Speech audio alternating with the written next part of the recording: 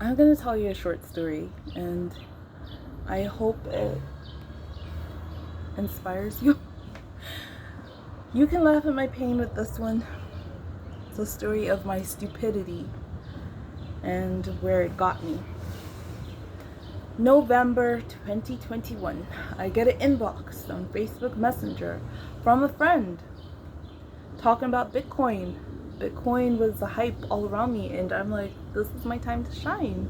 This is my time to learn about it. This is a trusted friend. This is someone I have worked with in the past. This is someone I know. I'm all in. I'm all ears. Tell me about it. Long story short, she's like, you send me $100, you get $1,000. If you send me $200, you get $2,000. If you send me $300, you get $3,000. You get the drift. I was excited. I got greedy. But I could only afford $300 at the time because I was a student and I legitimately only had $400 in my bank account. So I was like, I'm gonna go with $300. I'm gonna go with $300. So I asked her, how do I send the money to you? She said, you just cash out this tag. It wasn't even hers. I didn't suspect anything. I trusted her. So I sent the $300 to the tag that she gave me, and then she told me I'd get the $3,000 within 10 minutes. 20 minutes passed by, 30 minutes passed by. I didn't get anything. I reached out to her. I'm like, hey, I don't mean to sound pushy, but like, still waiting. And she was like, send me a screenshot of the money that you sent. I did that. I sent her a screenshot because I'm not playing with my money. And then she's like, okay, great. I'm going to send this to the registrar, and you have to send $100 extra just to get registered as proof that you've signed up for this Bitcoin, and just $100. I'm like, damn, I don't have just $100 anywhere, but okay, let me just, gamble with this $100 I have left in my bank account. So I sent her another $100, and I sent screenshots so she wouldn't ask me. I sent her screenshots as proof that I sent $100 extra. She's like, great, okay, you'll get the money in like the next 10 minutes. Again, 10 minutes pass by, 20 minutes pass by. Now I'm getting suspicious. Now. Like, why now? Now I'm getting suspicious.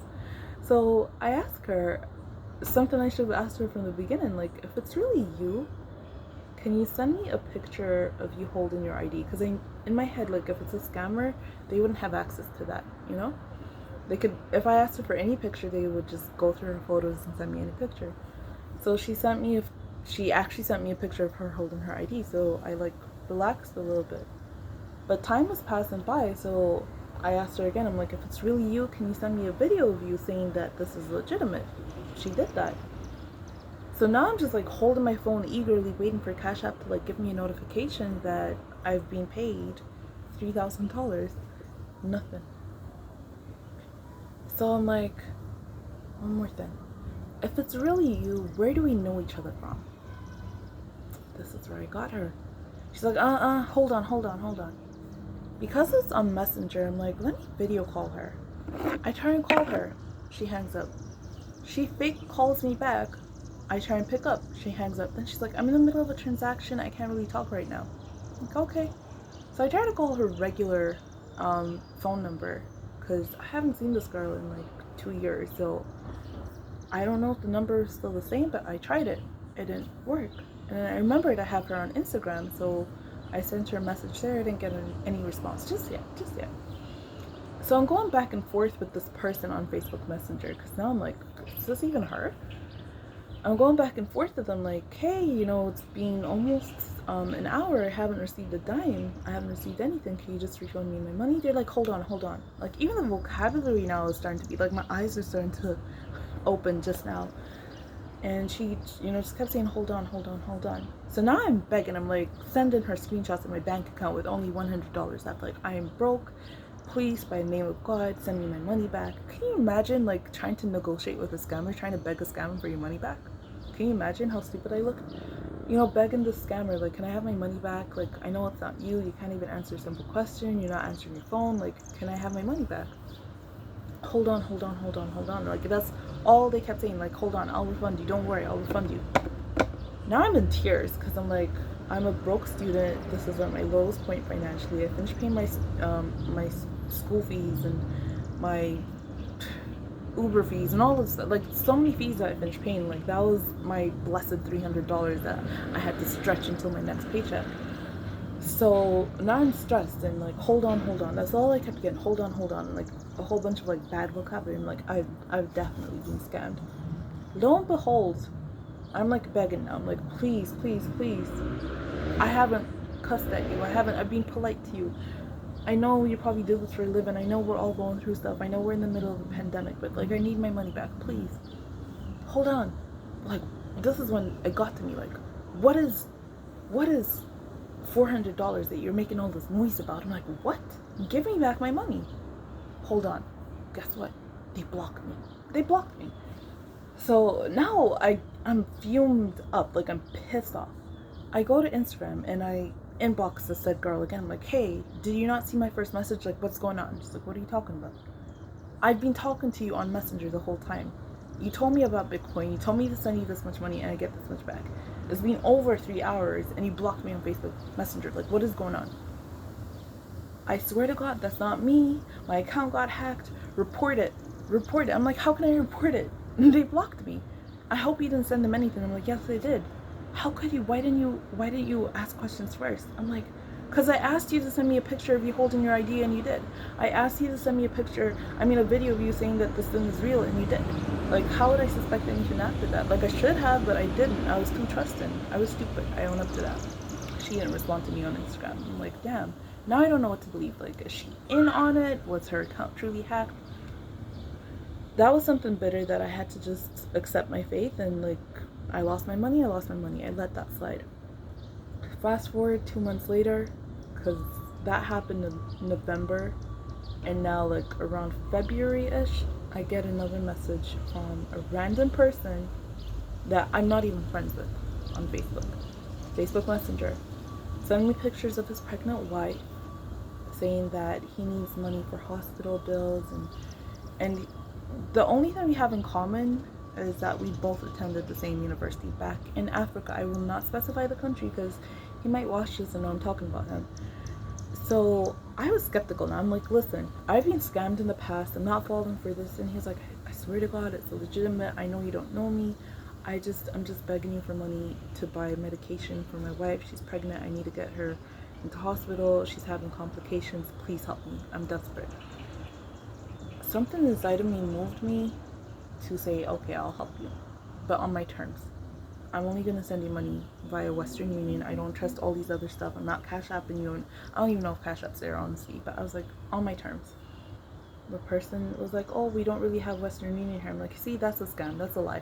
Now to me, everything's a scam. I'm like, high alert. I'm not falling for it. And he's begging me and send me pictures and medical document records. It's just proof, enough proof. More proof than I even got from my friend. I'm getting more proof from a stranger. And only because the amount he was asking me for was something I could afford, and I'm like, it may or may not be a scam. I'm gonna give him the benefit of the doubt. I went ahead and I sent him the money via Western Union, and I called it a day. I said a prayer. I said, God, if this is a scam, may all my problems go with this money I'm sending him. But if he's being honest about this money and making like such a serious allegation about his wife having complications, and he's not lying about it, may this money bless him no matter how small it is. May my tiny little contribution help him find the help he needs. I washed my hands clean. I sent him the Western Union. That was that. I forgot about it. Life goes on. Fast forward until, when was that check? I literally just got that check, like, that's February, March, April. It was April 15th. I have the check. I get a check from the government of Massachusetts for $500.